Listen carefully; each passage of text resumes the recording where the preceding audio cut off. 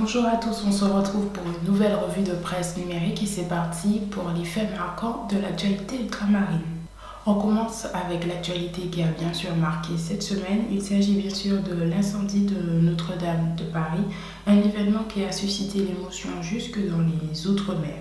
Le quotidien de La Réunion parle de désolation dans sa une. L'enfer de Notre-Dame, c'est le titre choisi par les Nouvelles-Calédoniennes. Vague d'émotions aussi en Guyane, où on apprend que le département était sous le choc selon le quotidien local. À noter également que les politiques ultramarins ont été très nombreux à réagir sur les réseaux sociaux pour témoigner leur soutien et leur émotion. À La Réunion, l'arrivée de nouveaux migrants s'y l'ancrait est un véritable casse-tête pour les autorités. Il s'agit même d'un dossier qui embarrasse les politiques pour le GIR, qui souligne dans son édition le silence des élus réunionnais sur le sujet.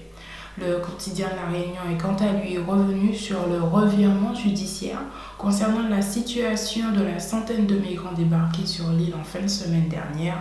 En effet, ces dernières ont pu seulement profiter de quelques minutes de liberté, nous indique le quotidien de La Réunion. Jeudi, le procureur a décidé de faire appel de la décision du juge des libertés et de la détention. Un bras de fer judiciaire qui est loin de s'être terminé selon le journal, car les avocats ont notamment soulevé de nombreuses irrégularités concernant un référé liberté. Le Conseil d'État a d'ailleurs été saisi sur ce point. Toujours dans la rubrique justice, en Nouvelle-Calédonie, cette fois, on a appris la mise en examen du député Philippe Gomez pour prise illégale d'intérêt le 17 avril dernier dans un dossier concernant la construction d'une centrale électrique. Une mise en examen qui intervient alors que les élections provinciales se tiennent dans moins de mois en Nouvelle-Calédonie et que le parti Calédonie Ensemble, dirigé par Philippe Gomez, est par ailleurs visé par une enquête sur des soupçons d'emploi fictif. L'intéressé Philippe Gomez a contesté de son côté cette décision et a expliqué sur son compte Facebook avoir voulu défendre l'intérêt général du pays et de la SLN. Je n'ai siégé qu'en tant que représentant de la Nouvelle-Calédonie pour garantir la réalisation de la centrale pays, indispensable au sauvetage de la SLN.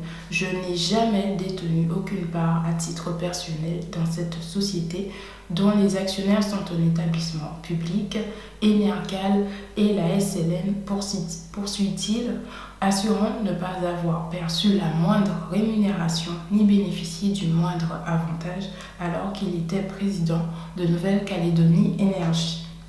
À Mayotte, un ministre en cache un autre. Le département accueille la ministre des Outre-mer dès ce dimanche, après la visite très courte du ministère de l'Intérieur, Christophe Castaner. Au lieu des 72 heures prévues, Christophe Castaner n'est finalement resté que 2 jours sur l'île, un départ précipité en raison de l'incendie de Notre-Dame, un départ qui n'a pas plu aux Mahorais, selon le journal France Mayotte Matin. Lors de sa première journée de visite, le ministre de l'Intérieur avait reconnu qu'il était nécessaire de maintenir un haut niveau de pression à propos de l'immigration clandestine. Il s'est engagé à mener une lutte extrêmement forte contre l'immigration irrégulière et a promis de nouveaux moyens supplémentaires. Ce dimanche, Annick Girardin, la ministre des Outre-mer, revient à Mayotte pour faire le bilan du plan Avenir Mayotte, présenter sa trajectoire Outre-mer 5.0 et échanger avec des acteurs et des porteurs de projets de l'économie sociale. Jeu de chaise musicale en Guadeloupe pour les élections européennes. Maxette Grisoni-Pierre-Bacas, présidente de la FDSEA de Guadeloupe, a été investie cette semaine sur la liste du Rassemblement national en lieu et place de Christane Delany-Clara. Le parti a décidé de ne pas valider la candidature de cette dernière.